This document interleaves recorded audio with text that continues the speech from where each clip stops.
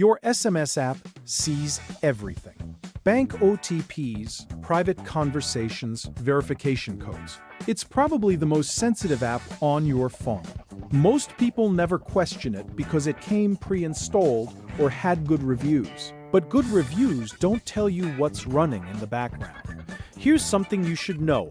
The SMS app on your Android phone likely contains multiple ad trackers. It requests far more permissions than it needs. You can verify this yourself in 30 seconds. Search for Exodus Privacy. It's a nonprofit that audits Android apps. They publish the results publicly. No account needed. Works on closed source and open source apps alike. It analyzes the compiled app as it actually exists on your phone, not just what developers claim. Just search your SMS app name and see what comes up. Might surprise you. Most popular SMS apps have 6 1-2 trackers. They request 406 0+ permissions. An SMS app functionally needs far less than that. Think about what an SMS app does. It sends and receives text messages. It stores them, maybe organizes them into conversations.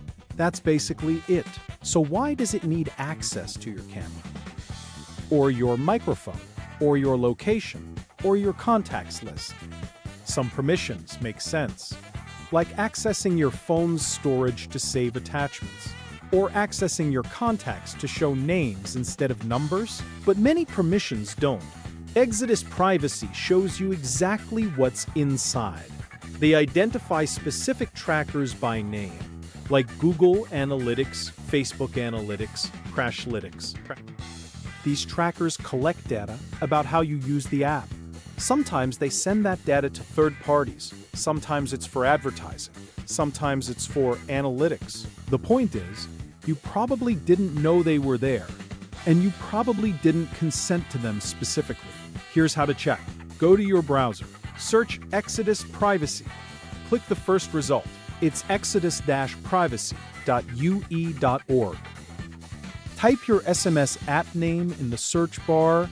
If you use the default app, search your phone manufacturer's name plus messages, like Samsung Messages or Google Messages. The results will show a list of trackers. It'll show permissions too. Count them. Compare to what you'd expect. Some apps are cleaner than others. Signal's SMS feature has 0 trackers. It requests about 15 permissions. That's still more than strictly necessary, but much better.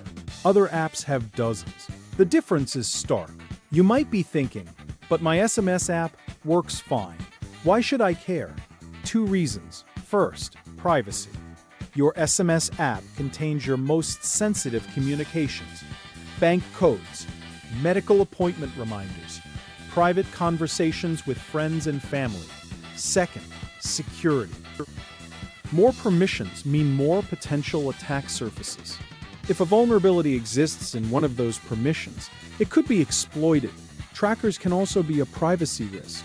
They might collect data you don't want shared, like how often you text certain contacts, or what time of day you're most active. This isn't about fear-mongering. It's about awareness. You have a right to know what's on your phone, especially for something as central as your messaging app. Exodus Privacy makes that easy. It takes 30 seconds. Number technical knowledge required. Just a web browser. You don't even need to install anything. Check your app, see what you find. Then decide if you're comfortable with it. If not, you have options. You can switch to a different SMS app. Look for ones with fewer trackers and permissions. Read the Exodus privacy reports before you download. Or you can limit permissions in your phone's settings. Go to Settings, then Apps, then your SMS app. Look at Permissions. Turn off anything that seems unnecessary, like location or microphone access. Some apps might not work perfectly with permissions off, but you can test it, see what breaks. Often, nothing important does. The goal isn't to make you paranoid. It's to give you control. Your phone is your device. You should know what's on it, especially the apps that handle your most private information. Check your SMS app today. It's a simple step. It takes half a minute, and it might change how you think about that little icon on your home screen.